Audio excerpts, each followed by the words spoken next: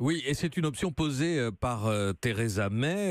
Elle doit dire dans 24 heures quelles seront d'éventuelles représailles supplémentaires à l'égard de Moscou.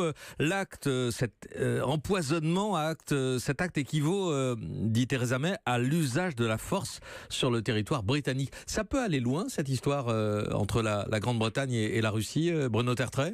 Alors, je ne pense pas que ça aille très loin, mais j'ai été surpris et intéressé de voir que la réaction britannique, à un moment où les Britanniques sont totalement focalisés sur le Brexit, a été extrêmement forte. Oui. Et c'est quasiment un ultimatum que Mme May a essayé de délivrer à Vladimir Poutine en lui disant nous voulons savoir exactement tout ce que vous avez produit comme substance chimique. Je simplifie un petit peu.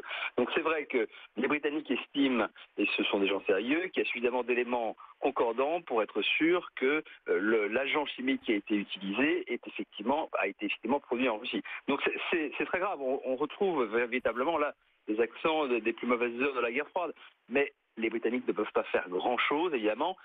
Ça n'est pas un acte de guerre non plus, mais c'est un emploi de la force, d'une certaine manière, et Oui. je crois qu'il faut véritablement, là, que les Européens montrent leur solidarité avec la Grande-Bretagne. C'est quand même un pays européen, juste pour le moment en tout cas, et qui est aussi membre de l'OTAN. Donc il va falloir se réveiller un peu là-dessus. Ce Oui. qui est